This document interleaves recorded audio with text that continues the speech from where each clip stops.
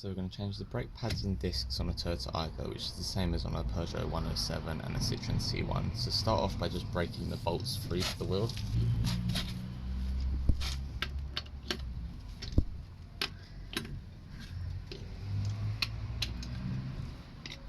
Now we're going to jack the car up. Once you've got the car jacked up and on an axle stand, then we're just going to remove the wheel nuts and remove the wheel.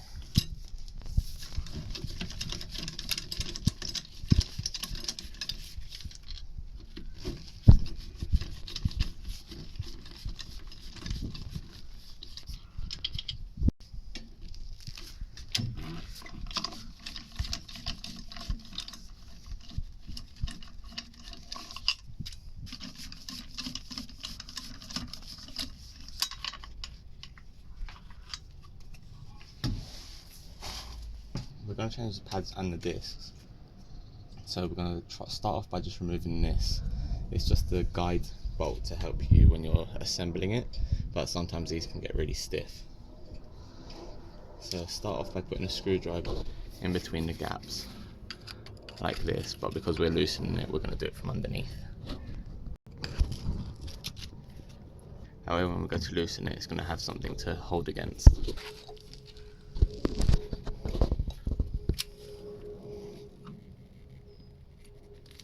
So that one's quite tight. So we're going to get a chisel and try to knock it loose.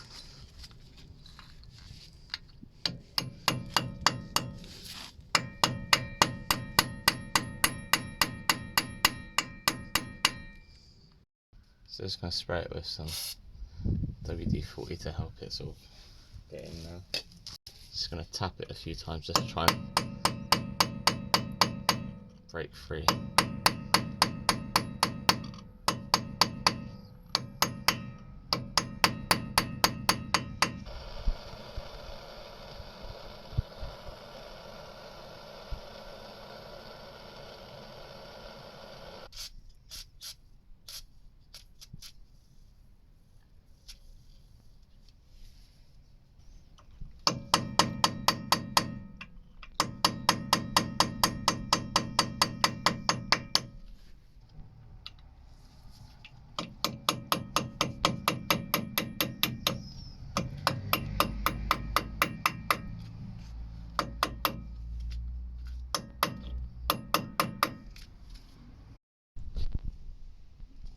Okay, it started to turn now. It's still quite stiff in there.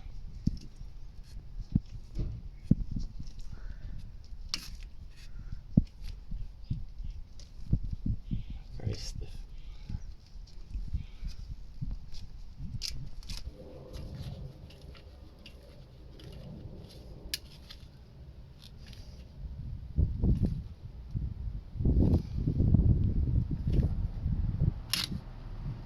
And it broke anyway.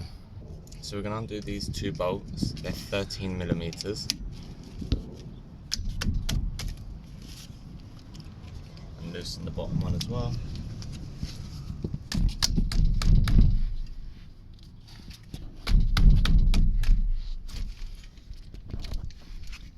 And now just unscrew them. Take them out. And do the same with the top one.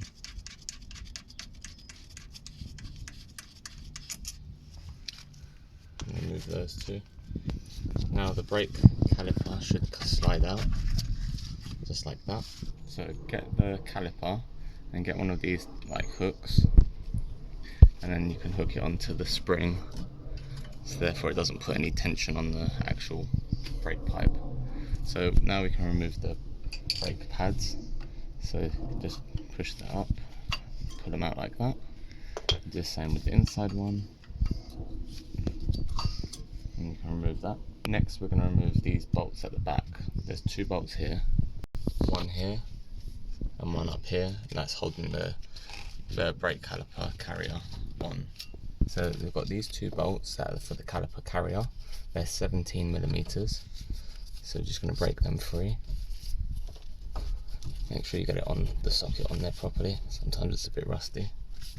So once you've got that on there, then we're just going to loosen it off.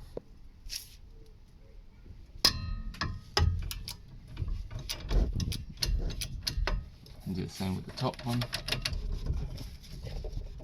Make sure it's on properly again, and then loosen it.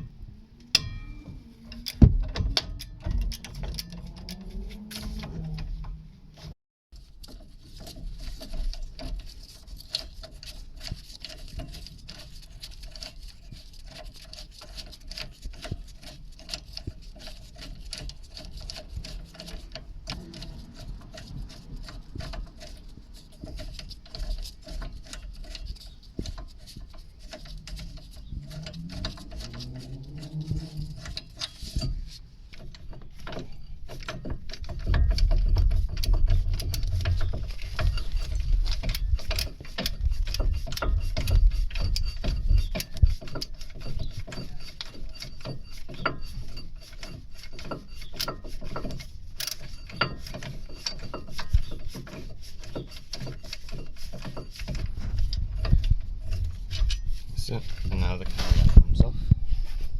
So at this point nothing's actually holding the disc in place. There was that screw that we removed, although that one's broken off, but it's fine. So now what's holding it in is basically rust. So if you have a couple of screws that fit into here and here, you can do those up and it will start to loosen it, like pull away from the hub, or you can hit it with a hammer. We're going to spray a little bit of WD-40 or penetrating fluid just to try and get in there a little bit, and now I'll just hit it.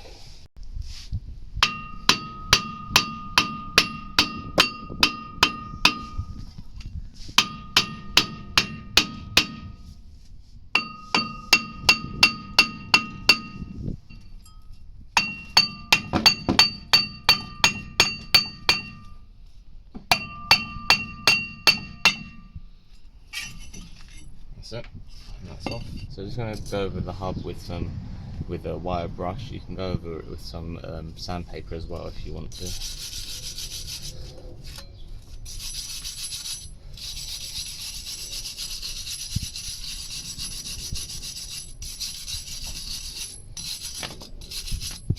So now we're going to clean up the caliper carrier. To do that, so start off by just making sure that these work as they should. If they're stuck in one position and they won't move, then they need to be freed up, and you can do that by just peeling away at the rubber, and then you can take that out and clean it, but these ones are okay, so we're not going to do that.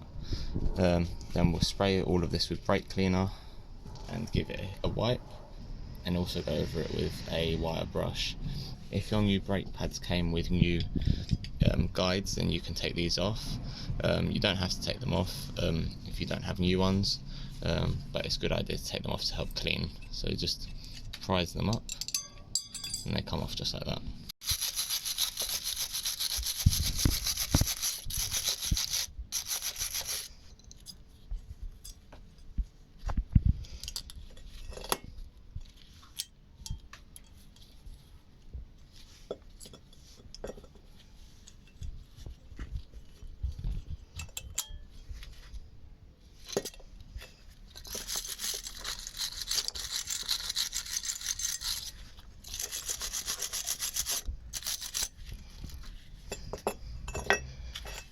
And the same for the other side.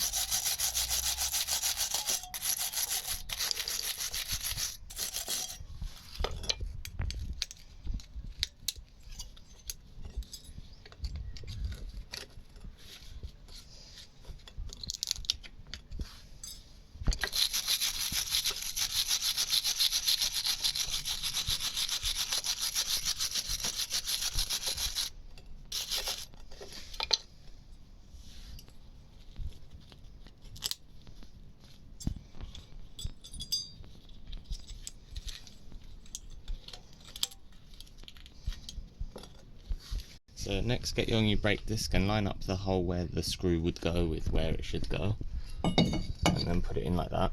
If your screw is still usable, put it in. So just tighten it up the tiniest amount. It doesn't actually hold anything in place other than to help assemble everything. When the wheels are done up, you put the wheel nuts in and that holds it all in place. So all it is to help you line things up when you're putting it all together. Next, get your caliper carrier and line that up. and then get your bolts and just start screwing them in to line them up.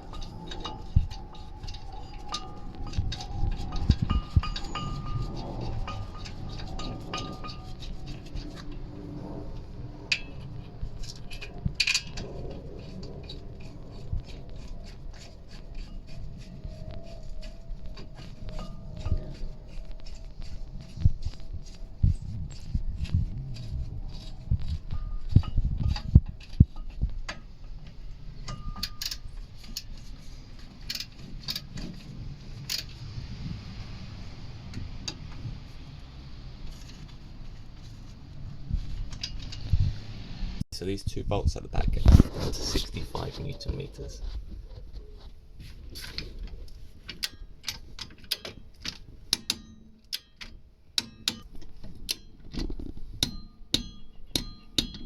So now get your brake caliper, and we're going to start to push the piston back, but when we're doing that, keep an eye on the brake fluid level to make sure it doesn't go too far up. Usually if you haven't topped it up since the brakes were last changed, then it'll be the right level. Otherwise just make sure it doesn't go over, or you might need to take a little bit out. Get your pliers and just squeeze that together.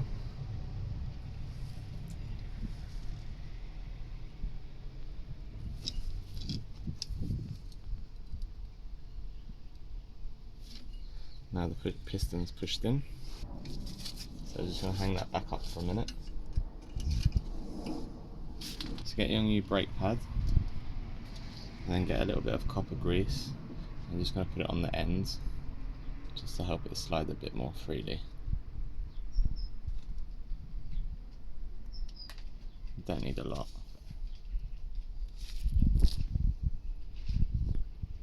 So once you put it on the ends, make sure you don't get any on the actual braking material, and then we're going to put it into the caliper.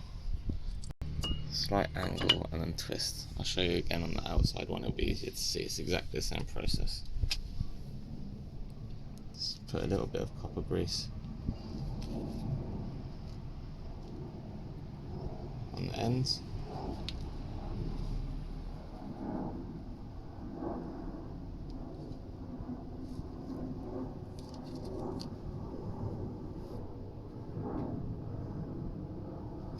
And then make sure you don't get any on the friction material. Put it in like this at an angle, and then twist it, and then it's in like that. Nice and easily. So now we're going to get our brake caliper.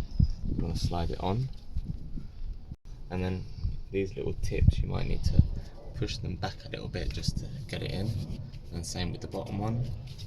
And then once it's lined up, you're going to get your two screws and just start doing it up. And the same with the bottom one.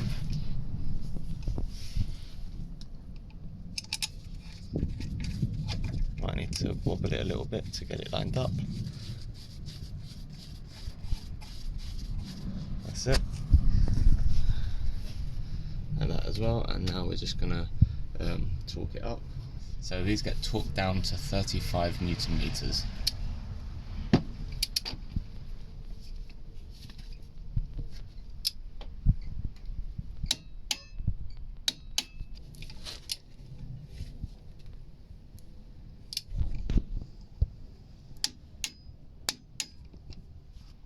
Now that's all done, we're going to get the wheel and put that back on.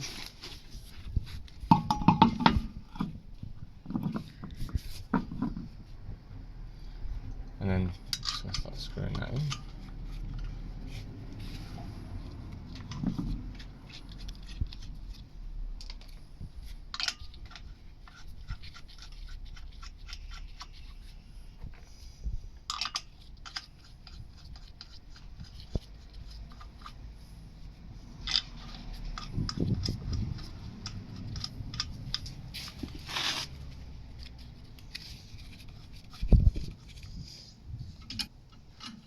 Don't forget to take the hanger off the spring.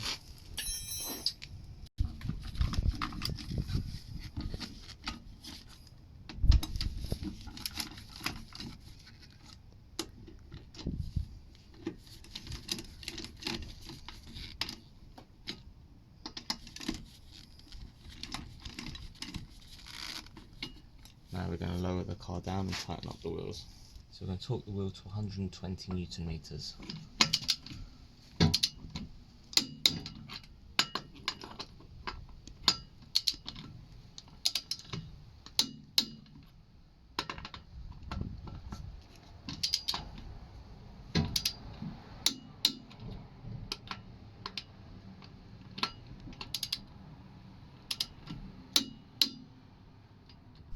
So on the other side, the screw for the brake disc came off easier, but when you're putting it back on, put a little bit of copper grease or anti-seize onto the threads, just so that way in the future it shouldn't stick on a little bit. Then you can just screw it in, and then hopefully that should stop it from seizing in the future.